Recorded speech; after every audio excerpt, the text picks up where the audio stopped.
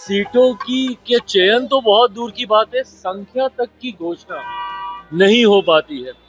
ये दर्शाता है कि किस तरीके का सरफुटव्वल महागठबंधन के भीतर चल रहा है। अगर ये लोग संख्या तक तय नहीं कर पाए तो सीटों का चयन और प्रत्याशी का उतरना तो बहुत दूर की बात है। ये खिचड़ी पक रही है, ये अपने में दर्शाता है कि एक गठबंधन जो खुद इतना कंफ्यूज है वो बिहार के विकास की बात करेगा। इसीलिए विश्वास के साथ मैं कहता हूँ कि एक ऐतिहासिक जीत की ओर एनडीए गठबंधन अग्रसर हो रहा है बड़ी जीत के साथ।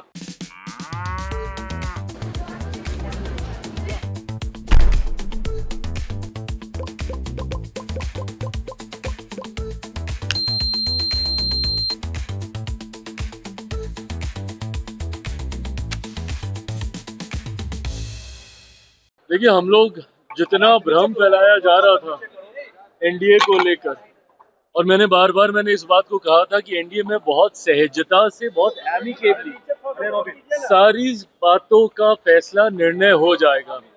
भले वो सीटों की संख्या की बात हो, सीटों के चयन की बात हो, प्रत्याशी तय करने की बात हो, समय रहते हर एक चीज एनडीए तमाम नेताओं, पांचों दलों के द्वारा तय कर ली गई।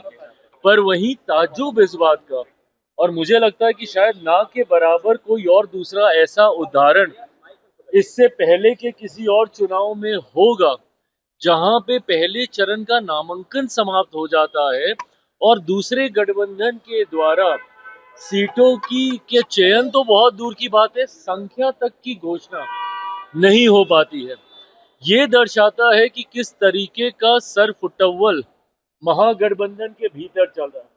अगर ये लोग संख्या तक तय नहीं कर पाए तो सीटों का चयन और प्रत्याशी का उतरना तो बहुत दूर की बात है।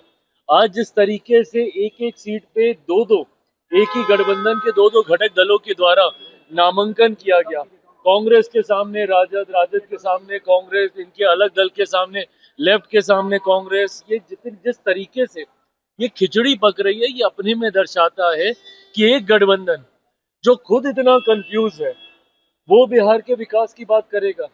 जो अपने गठबंधन को नहीं संभाल पा रहे, जो गठबंधन में तालमेल तय नहीं कर पा रहे, वो हमारे प्रदेश को संवारने की बात करते हैं। और वहीं दूसरी तरफ हम लोगों ने तो प्रचार भी शुरू कर दिया। हमारे गठबंधन के कई प्रत्याशियों का नामांकन, जितने पहले चरण के थे उन सबका नामांकन हो गया। दूसरे राज्यों से हमारे स्टार प्रचारक वो आके यहाँ पे चुनाव प्रचार उन्होंने शुरू कर दिया।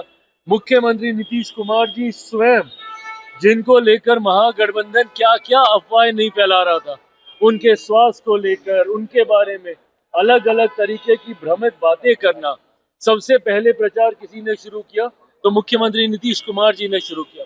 केंद्रीय गृह मंत्री आदरणीय अमित शाह जी स्वयं पिछले 3 दिनों से न सिर्फ चुनावी सभाएं कर रहे हैं, बल्कि प्रचार प्रसार की क्या रूपरेखा होगी उसको भी तय करने का कार्य कर रहे हैं। तो एक तरफ हम लोग का एनडीए गठबंधन जो इतनी एकजुटता के साथ मजबूती से चुनावी रण में उतर गया, वहीं एक कंफ्यूज गठबंधन है, महागठबंधन, जिनको अभी तक यही नहीं पता है कि कौन सी सीट से उनका कौन सा प्रत्याशी उतरेगा। इसीलिए विश्वास के साथ मैं कहता हूँ कि एक ऐतिहासिक जीत की ओर एनडीए गठबंधन अग्रसर हो रहा है बड़ी जीत के साथ। 14 नवंबर को हम लोग सरकार बनाएंगे। अरे प्रभु, पहले टिकट तो दे दीजिए, रोजगार नौकरी तो बाद में दीजिएगा। जो टिकट नहीं दे पा रहे हैं, जो प्रत्याशियों का चयन नहीं कर पा रहे हैं, जो गठबंधन को सवार ही नहीं पा रहे हैं, गठबंधन की रूपरेखा तय ही नहीं कर पा रहे हैं, वो बात करेंगे कि हम बिहार में विकास देंगे, रोजगार देंगे। कैसे दीजिएगा भैया, जब आपकी सोच ही इतनी कंफ्यूज है, जब आपके गठबंधन में ही इतना विवाद है। आप मुझे बताइए किस मुंह से राजद और कांग्रेस के कार्यकर्ता एक दूसरे का सामना करेंगे? एक सीट पे एक दूसरे के आमने सामने लड़ रहे हैं और दूसरी सीट पे जाके साथ मिलकर प्रचार करेंगे। ऐसा कहीं होता है क्या? और ऊपर मान लीजिए 1 दिन 2 दिन के बाद या कुछ घंटों के बाद ऊपर नेता अगर आपस में मिल भी गए, तो क्या जमीन पे जो कार्यकर्ता आपके लिए लड़ता है वो मिल पाएगा क्या?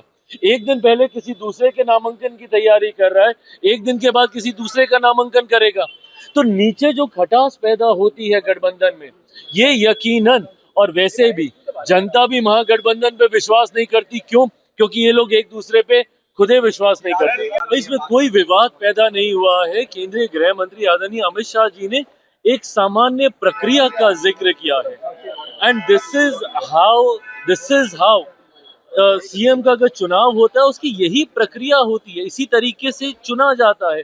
सीएम हो, प्रधानमंत्री हो, विधायक दल के जितने विधायक आपके जीत कर आते हैं वो अपना नेता चुनते हैं। तो इसमें कौन सी नई बात गृह मंत्री जी के द्वारा कही गई? मुख्यमंत्री नीतीश कुमार जी के नेतृत्व में हम लोग चुनाव लड़ रहे हैं, उसके बाद ये प्रक्रिया का हिस्सा है कि जो जीते हुए विधायक हैं, एक दल की तो बात है नहीं, 5 दल एक साथ हैं, तो जितने विधायक जीत कर आएंगे वो स्वयं अपना नेता चुनेंगे। इसमें कौन सी नई बात है? भाई मैं तो कई बार, कितनी बार इस बात को मैं दोहरा चुका हूँ, बट हाँ, जो प्रक्रिया है उसका भी सम्मान करने की जरूरत है। अरे मेरी नाराजगी मुझे भी रोज सुबह मीडिया चैनल से पता चलती थी कि मैं आज किस बात को लेकर नाराज हूँ। देखिए मैंने हमेशा इस धर्म का मैंने पालन किया है कि जब तक पूरा नेगोशिएशन हो नहीं जाए तब तक कोई मतलब नहीं है मीडिया में आके बयानबाजी करने का। 4 दिन 5 दिन तक जो मैं सामने नहीं आया, मैं चाहता था कि संख्या के साथ साथ सीटों का चयन भी हो जाए, ताकि एक ही बार सारी बातें हम लोग मीडिया के सामने हम लोग रखें। जितनी अफवाह चल रही थी कि मेरी सीटें जेडीयू ने ले ली या जेडीयू की सीटें मैंने ले ली, ये सब बहुत पहले क्लियर हो गया था। मेरा जनता दल यूनाइटेड या किसी भी दूसरे घटक दल के साथ 1% का विवाद नहीं रहा। एक बार हम लोग को सीटों को लेकर बातचीत करने की जरूरत नहीं पड़ी है।